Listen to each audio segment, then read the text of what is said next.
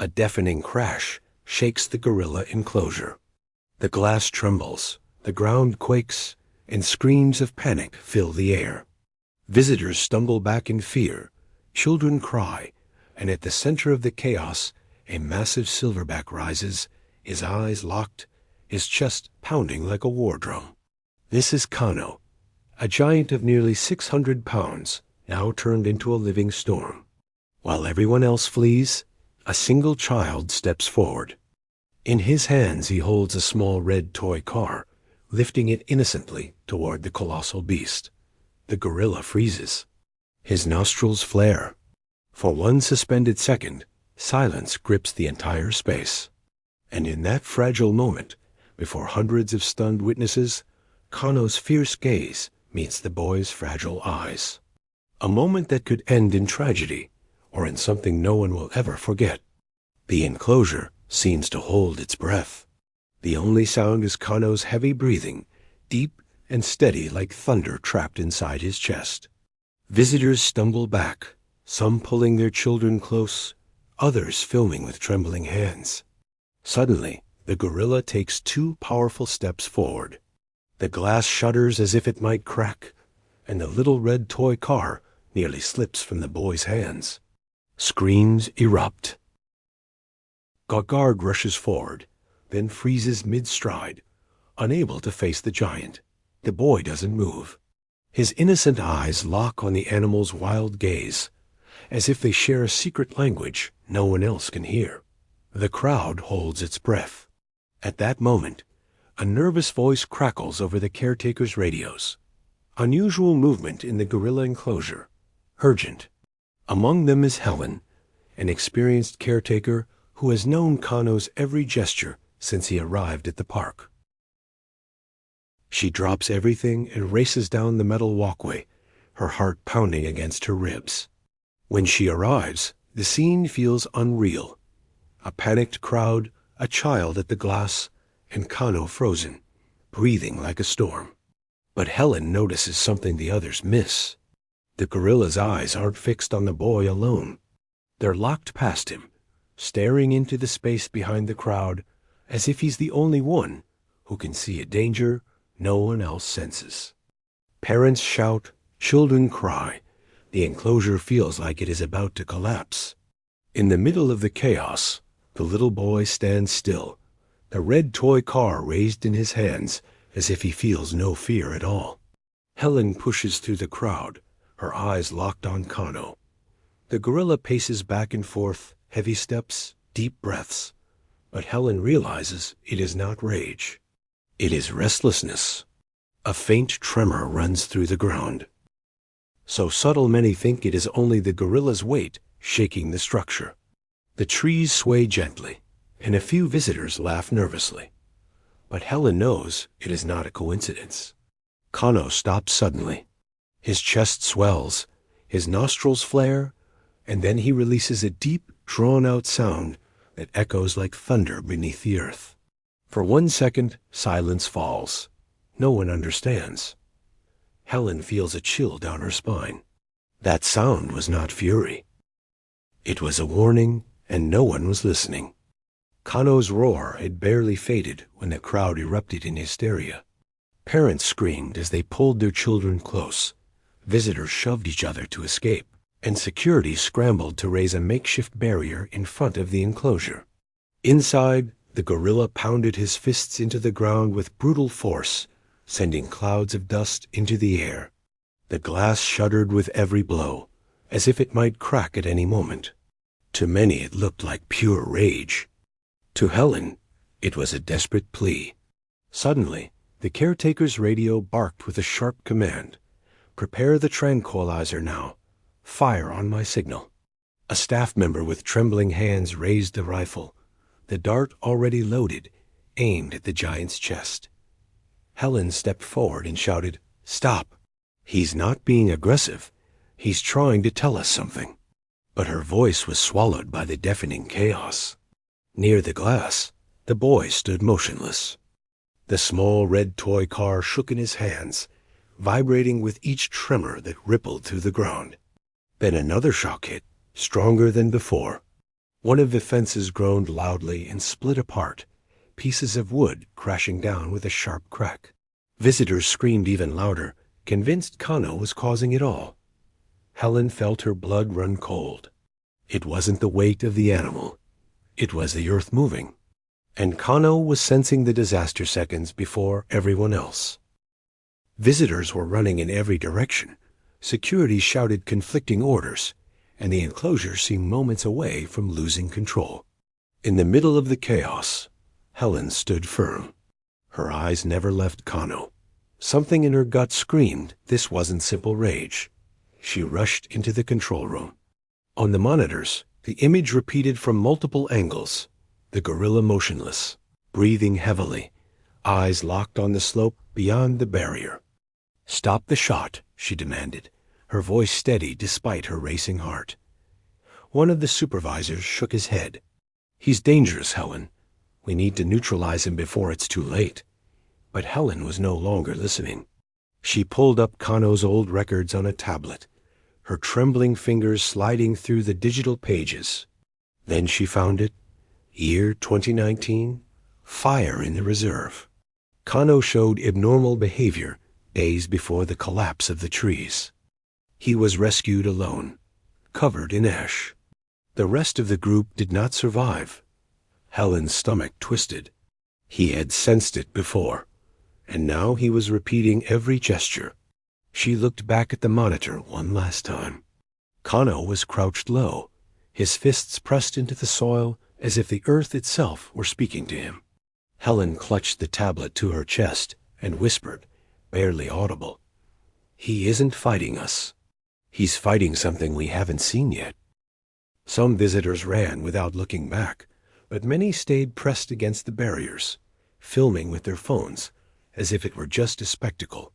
Children pointed at the cracked glass, laughing nervously, unaware of the real danger. Helen rushed back to the enclosure, the tablet clutched tightly against her chest.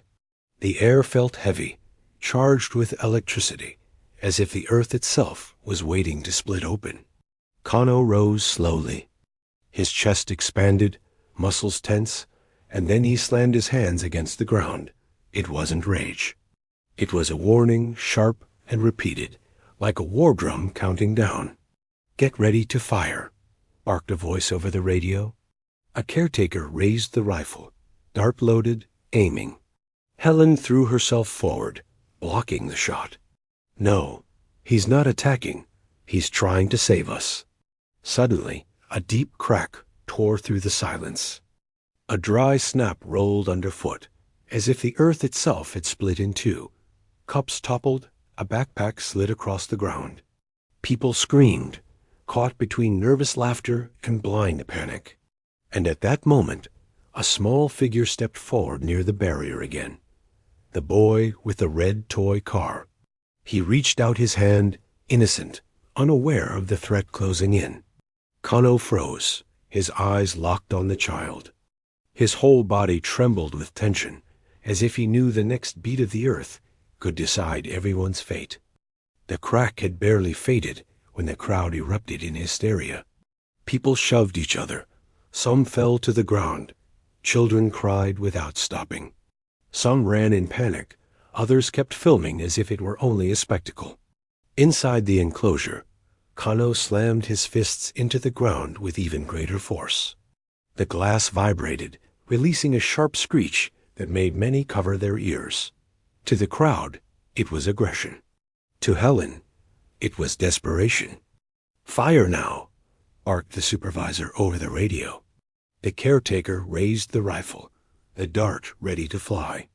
Helen stepped into the line of fire, arms spread wide. "No, he's not attacking. He's warning us. Look at the ground." But no one wanted to listen. A new tremor rippled through the enclosure, longer and deeper. The metal railings groaned. Stones broke loose from the hillside and tumbled down. People screamed, clutching the barriers to keep their balance. In the chaos, the boy with the red toy car slipped free from his teacher's grasp and moved closer to the glass again. His eyes were locked on Kano, as if he felt no fear. The gorilla rose onto his hind legs, chest inflated, and released a deep sound that echoed like a siren. And in that instant, the child pressed his small hand against the trembling glass, unaware he was standing on the edge of disaster. The glass groaned, the ground shook, and Kano's roar split the air like thunder. For a single moment, everything hung suspended, as if the whole world was holding its breath. Then the collapse began. A brutal crack tore through the enclosure, and the hillside split open with wide fissures. Metal railings bent as if they were paper. Chunks of rock and soil crashed down in cascades, covering the space with a thick cloud of dust. The crowd erupted in absolute panic. Parents screamed for their children. Kids were dragged in the chaos. Security guards shoved people back from the barriers. But the boy with the red toy car was trapped near the glass. The ground trembled under his feet. The structure leaned dangerously, and his small hand remained pressed against the unstable surface. Kano let out a roar that shook the entire enclosure. With a violent leap, he hurled himself at the barrier. The impact was deafening. Metal buckled, glass shattered, dust exploded upward. Visitors screamed in terror. To everyone, it looked as if the gorilla had finally lost control and was launching himself at the crowd. But Helen saw the detail the others missed. Kano's eyes weren't locked on the chaos or the people fleeing. They were fixed only on that small hand pressed against the glass about to give way. The dust covered everything. No one could see. Screams echoed through the enclosure, mixed with the metallic sound of railings giving way. To the crowd, Kano had finally lost control. But Helen knew it wasn't that. Through the brown haze, a small silhouette stumbled forward. The boy with the red toy car tripped, the ground splitting dangerously beneath his feet. One wrong step, and he would fall into the void. In that instant, Kano's shadow emerged from the dust. The gorilla hurled himself forward, every muscle exploding with power. In a brutal, precise move, he struck the child with his shoulder, knocking him away from the fissure. The boy rolled across the ground until he was caught by the trembling arms of a panicked teacher. The red toy car was left behind, lost in the dust, but the child was alive. The enclosure fell into an almost unreal silence. Hundreds of eyes fixed on the same scene. For endless seconds, no one could breathe. Helen felt tears sting her eyes. Kano hadn't attacked. He had just saved a life. But inside her, a new fear grew. Would the world believe what had really happened? The dust settled over the ruined enclosure. Chaos gave way to a heavy silence, broken only by the sobs of those still trembling. In the center, Kano stood still, his chest rising and falling in deep breaths. The boy with the red toy car cried in his teacher's arms, but he was alive. Everyone stared at the gorilla as if they were witnessing the impossible. The feared beast had revealed himself as a protector. Helen stepped forward slowly. Kano's eyes met hers. There was no rage now, only exhaustion and an almost human calm. The supervisors hesitated, the tranquilizer still in their hands, but no one fired. The truth was right in front of them.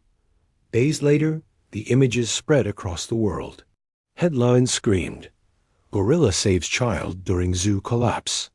Millions witnessed the moment when raw strength turned into pure protection. At the entrance of the park, a small plaque was raised. A photo of Kano standing tall, his gaze fixed beyond the barrier. Beside it, the boy returned one day, holding the red toy car. He pressed it against the rebuilt glass. On the other side, Kano's heavy hand rested on the very same spot. Hand against hand, a simple gesture that spoke louder than words. Helen wept as she smiled. That day, the world stopped seeing a monster and began to recognize a guardian. If this story moved you, don't let it end here. Like this video, share it with someone who needs to see the power of compassion, and subscribe for more emotional animal stories that will touch your heart. Every view, every comment, helps us bring more of these incredible moments to life.